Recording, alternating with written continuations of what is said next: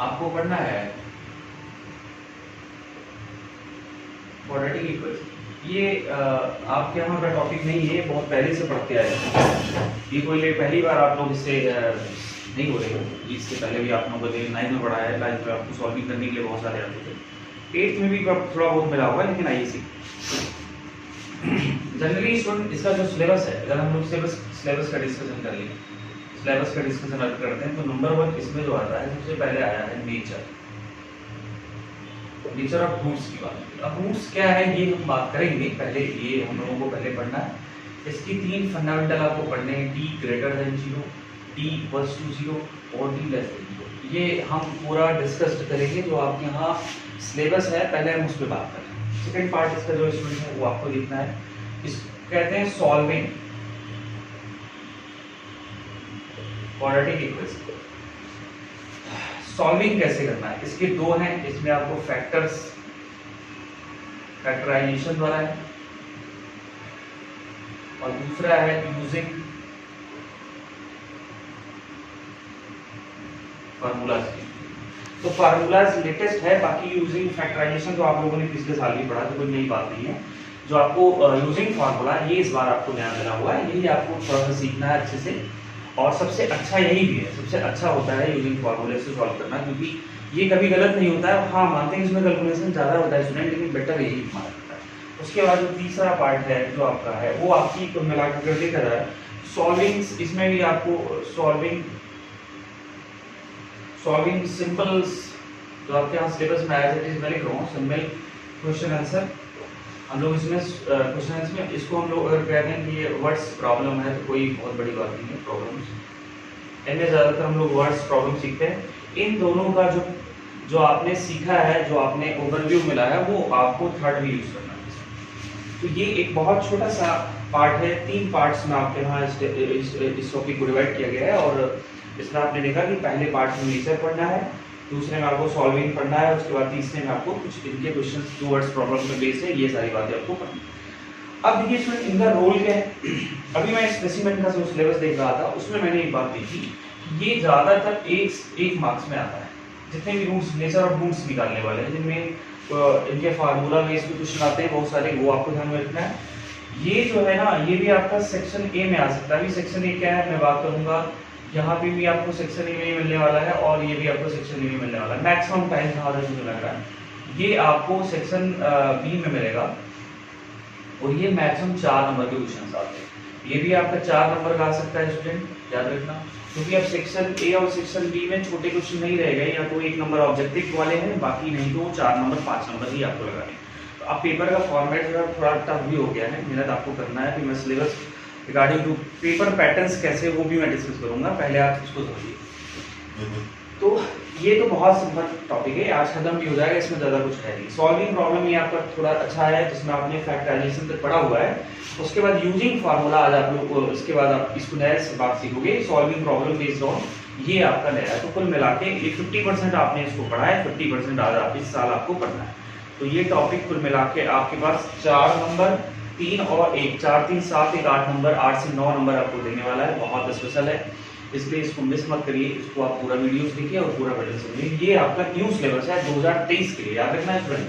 अब मैं इसको यहाँ पे लिख रहा हूँ, ये 2023 एग्जाम के लिए है, लेटेस्ट एकदम वर्जन है, इसके अलावा कुछ जरूरत नहीं। मैंने बहुत सारा ICSE का साइट से मैंने इसको डाउनलोड किया है, कुल मिला के ये कुछ गलत नहीं है, इसको आप नोट करिए और पूरा पैटर्न सीखते हैं। चलिए अब हम डिस्कस करते हैं कि इस बार मैथमेटिक्स का जो पैटर्न है वो क्या होता है, उसमें क्या आना चाहिए, सेक्शन ए कैसे है, थोड़ा सा सीख लेते हैं, क्योंकि जरूरी है। अभी ICSE ने अपना अपडेटेड स्पेसिमेन पेपर्स भी दिए हैं बहुत सारे, उन पर भी बात करेंगे, और स्पेसिमेन जो सिलेबस है उस पर भी बात करेंगे। ठीक है, चलिए आइए देखते हैं हम लोग क्या है मैथमेटिक्स का सिलेबस कैसे।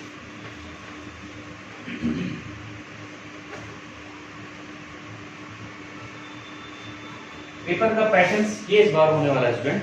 आप समझिए कि मैथ्स जो आपकी जो मैथ्स है वो आपकी 2 पार्ट्स में डिवाइडेड है, पहले भी थी, अभी इस बार ये नहीं बदला है, इसमें 2 पार्ट्स होने वाले। ये आपका हो जाएगा सेक्शन ए और ये आपका हो जाएगा सेक्शन बी। देखो अगर हमको लगाना है स्टूडेंट तो पहले हम पूरा पैटर्न समझ लें, उनका रिक्वायरमेंट समझ लें और ये जान लें कि हमारे यहाँ कौन कौन से क्वेश्चन कितने कितने आ रहे हैं और अब इम्पोर्टेंस क्या है, ये जानना जरूरी है। तो सेक्शन ए में अभी भी 40 मार्क्स के क्वेश्चन आएंगे और सेक्शन बी अभी आपका 40 मार्क्स का होने वाला है।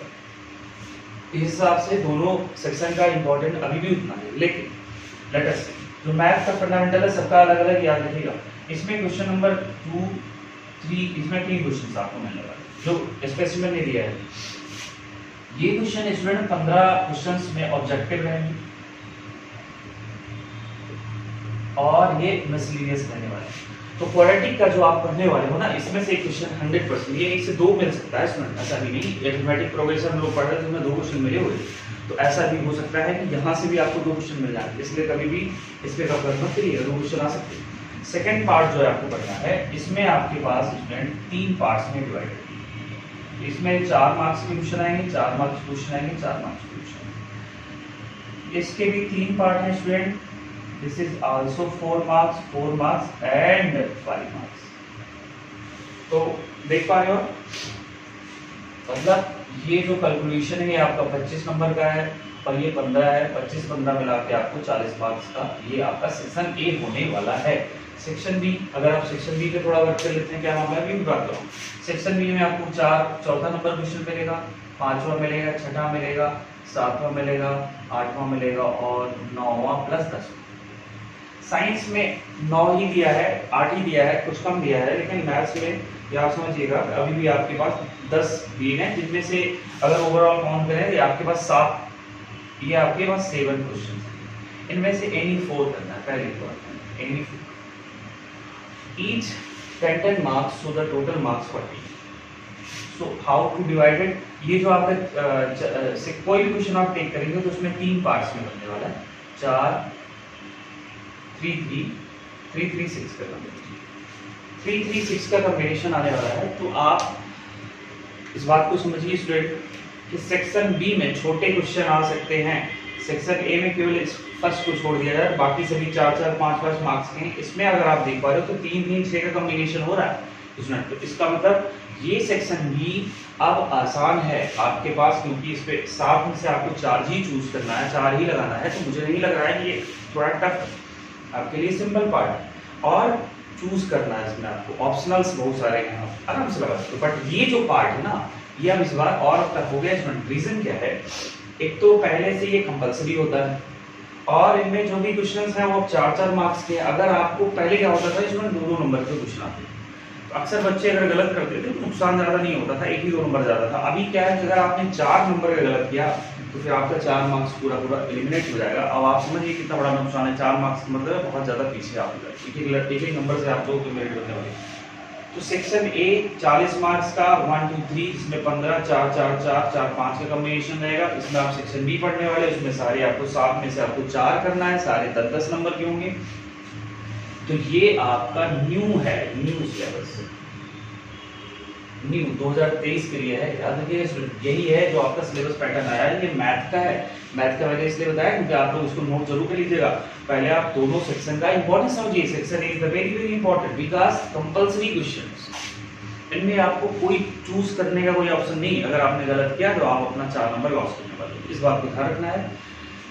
इस हिसाब से इस सेक्शन को पढ़ना है। तो अगर आपने ऑब्जेक्टिव, अब हम आते हैं क्वाड्रेटिक इक्वेशन पे। क्वाड्रेटिक इक्वेशन यहाँ पे आपको मिल सकता है, इन दोनों में से कोई भी एक क्वेश्चन मिल सकता है। अब आप सोचिए 3 नंबर का कोई लॉजिक रहेगा क्या स्टूडेंट? नहीं, 4 नंबर में मिल सकता है और साथ में यहाँ पे आपको सॉरी ये 4 नंबर का है यार, मतलब 3 3 4 ये होता है, 3 3 6 और 4। हाँ, तो इसका मतलब यार 3 3 4 का मतलब हुआ ये हुआ कि 3 में से मिल सकता है, 4 वाला भी आ सकता है। तो मैक्सिमम आपके पास क्वाड्रेटिक के 1 नंबर वाले आ सकते हैं, 3 नंबर वाले आ सकते हैं, 4 नंबर वाले आ सकते हैं, 5 नंबर वाले नहीं आएंगे। इतना कोई बड़ा टॉपिक नहीं है स्पेशल। तो ये है आपका पैटर्न जो आपको सीखना है। चलिए अब हम लोग आते हैं कि क्वाड्रेटिक पे काम करते हैं। इतना नोट कर लीजिएगा कि आपको सिलेबस को अंडरस्टैंडिंग होनी चाहिए कि क्या है इस बार का नया सिलेबस। तो टफ तो हो गया है इस बार, कंपल्सरी हो गया है, वो भी 4 नंबर वाले कंपल्सरी हो गए। तो थोड़ा सा मेहनत करना है, कॉन्सेप्चुअल बहुत होना चाहिए और पूरा पेपर अब कॉन्सेप्चुअल ही हो गया है। अगर आपको ऑब्जेक्टिव तभी आता है जब आपने टॉपिक को प्रॉपर पढ़ा है। अगर आपको टॉपिक का नॉलेज नहीं है तो आप कुछ नहीं कर पाओगे। चलिए हम लोग सॉल्व करते हैं, क्वेश्चन शुरू करते हैं। देखिए स्टूडेंट, जो हमारा टॉपिक है क्वाड्रेटिक इक्वेशन का,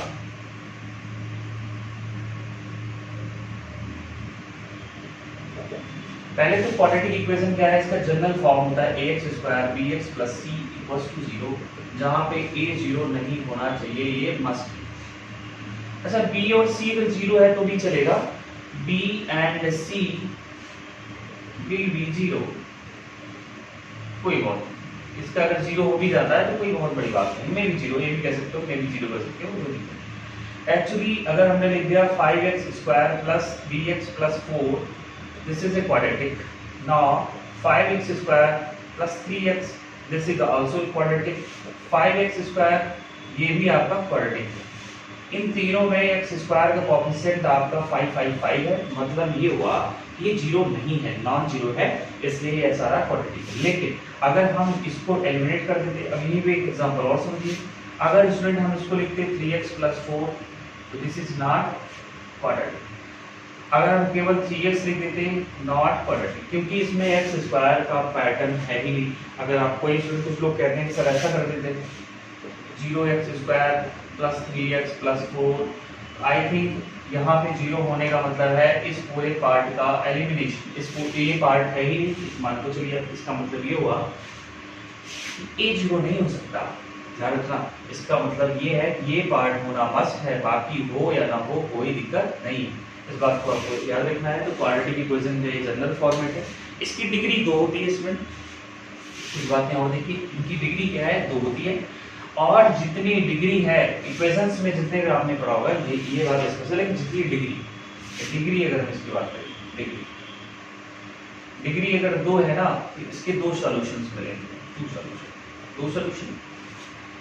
इसके जीरोस, जिसको हम लोग पढ़ना है, जीरोस की बात हो जाएगी, वो भी आपके 2 मिलेंगे, और रूट्स ये भी आपके 2 मिलेंगे। ये छोटी सी बात है, ये रूट्स का मतलब यही होता है, या सॉल्यूशंस का मतलब होता है, जीरो तीनों का एक ही मतलब है, एक ऐसी वैल्यू जो इस पूरे को 0 कर दे। कोई भी इक्वेशन ले लीजिए, उसमें अगर हमने ऐसी वैल्यू रख दिया जो उस पूरे इक्वेशन को 0 कर दे, तो हम उसको कहते हैं, वो उसका क्या है, जीरोस। इस बात को समझिएगा, जीरोस का मतलब यही होता है पूरे इक्वेशन को 0 बना देना, बस इतनी सी बात है, ज़्यादा इसमें परेशान नहीं होना चाहिए। और ये आप लोगों ने पहले भी बहुत बार पढ़ा हुआ है, कोई ऐसी बात नहीं कि इसमें आप लोग बहुत ज़्यादा वर्क करें, बस केवल फंडामेंटल सीखना है। एग्जैक्टली जो आपको सीखना है वो, ये तो बेसिक फॉर्मेट है। डिग्री अगर 2 है तो इसके सॉल्यूशन 2 होंगे, इसके जीरोस होंगे, ये सभी एक ही बात है, बस पढ़ने का अलग अलग इसका अलग अलग टाइप्स के लोग अलग अलग तरीके से इसको सीखते हैं। जीरोस क्या है एंड रूट्स क्या है, रूट्स का मतलब भी वही होता है, जो अगर हम इसमें पूरे में रख दें और ये 0 हो जाए, this is called 1 root, second root, 2 ही रूट्स हो सकते हैं। अगर क्यूबिक है तो 3 रूट होंगे, अगर क्वाड्रेटिक 4 क्वाड्रिक है तो उसमें 4 रूट होंगे। इतनी सी बात याद रखना है आपको। चलिए स्टूडेंट, अब हम लोग बात करते हैं इसके पहले पार्ट से। देखिए, पहला पार्ट थोड़ा सिंपल इसलिए है क्योंकि उसमें ज़्यादातर क्वेश्चन ऑब्जेक्टिव पूछे जाते हैं, इस बात को एकदम दिमाग में बैठा लीजिएगा। ज़्यादा क्वेश्चन उसमें बड़े नहीं आएंगे, ऑब्जेक्टिव भी आने वाले हैं, और स्पेसिमेन का जो आपका पेपर आया हुआ है उसमें भी ऑब्जेक्टिव में ही क्वेश्चन दिया हुआ है। ऐसे में ये ऑब्जेक्टिव क्वेश्चन पढ़ने के लिए बड़ा ही अच्छा है। चलिए सीखते हैं क्या मामला है इसका। लेट अस सी। अब आप जो पढ़ोगे उसमें एक बात होती है, जैसे ये जनरल इक्वेशन है ax² bx + c = 0 के लिए, यहाँ पे एक d निकाला जाता है।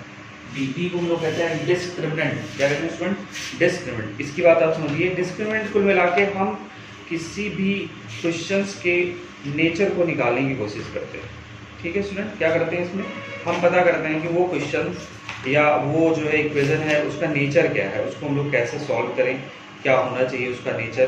तो डिस्क्रिमिनेंट की बात आइए हम लोग सीखते हैं कि क्या है। देखिए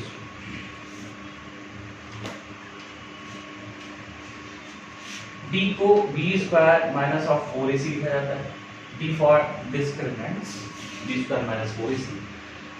b4ac, इनमें से abc जो है वो आपके इन्हीं कोएफिशिएंट को यूज किया जाता है। इन्हीं कोएफिशिएंट को लेना है लोगों को और इनमें से हमको उसको बाहर निकालना है।